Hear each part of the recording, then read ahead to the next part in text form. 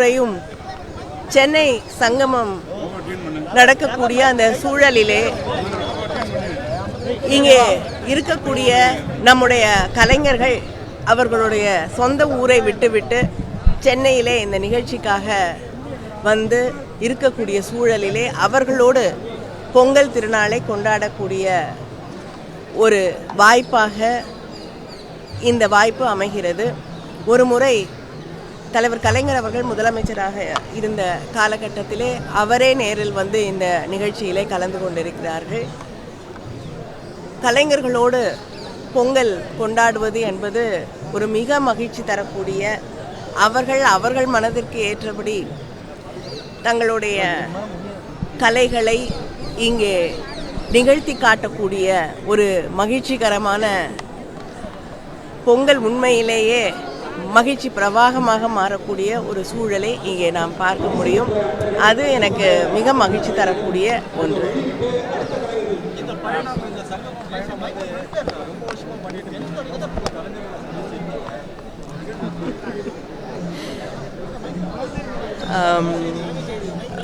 சென்னை சங்கமம் வந்து திராவிட முன்னேற்ற கழக ஆட்சியிலே தலைவர் கலைஞர் அவர்களுடைய ஆட்சியிலே தொடங்கப்பட்டது.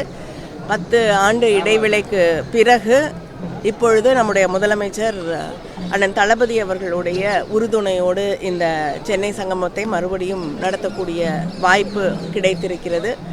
ஒவ்வொரு ஆண்டும் புதிய கலைஞர்கள், ஒவ்வொரு ஆண்டும் பல்வேறு பகுதியில் இருக்கக்கூடிய கலைஞர்களை சந்திக்கக்கூடிய வாய்ப்பு கிடைத்திருக்கிறது. அது மட்டும் இல்லாமல் 10 ஆண்டுகளாக சங்கமம் நிகழ்வு நடக்கவில்லை என்றாலும் கலைஞர்களை தொடர்ந்து சந்தித்து கொண்டு தான் இருந்தேன்.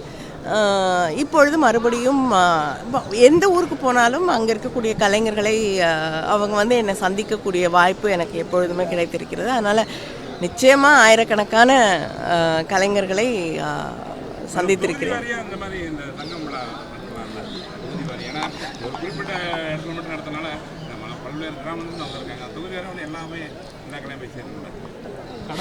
தொகுதி வாரியாக நடத்துறதுக்கு நீங்கள் ஏதாவது ஸ்பான்சர்ஷிப் வாங்கி கொடுங்க, நிச்சயமாக நடத்துகிறோம். ஆனால் நம்முடைய முதல்வர் அவர்கள் தமிழ்நாட்டிலே 4-5 பகுதிகளே நடத்துவதற்காக வந்து அதற்கான நிதியை ஒதுக்கீடு செய்திருக்கிறார்கள். நிச்சயமாக தமிழகத்திலே முக்கியமான நகரங்களிலே இது நடத்தப்படும்.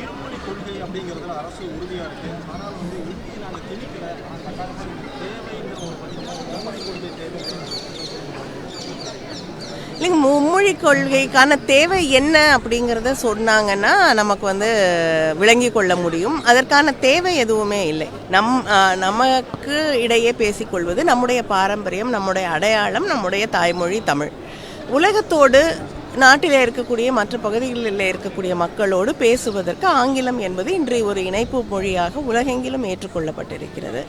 அதனால் ஆங்கிலம் படிக்கக்கூடிய அவசியம் இருக்கிறது. இது 2 தாண்டி இன்னொரு மொழியை கற்றுக்கொள்வது என்பது அவரவருடைய தனிப்பட்ட விருப்பம். அதை யாரும் தடை செய்ய முடியாது. ஆனால் மும்மொழி கொள்கை ஒரு அவசியம் என்பதை நிச்சயமாக ஏற்றுக்கொள்ள முடியாது. சனாதன பாரம்பரியத்தின் பிரகாசமான துறவி திருவள்ளுவர்னு ஆளுநர் சிறந்த தத்துவ ஞானின்னு சொல்றாரு.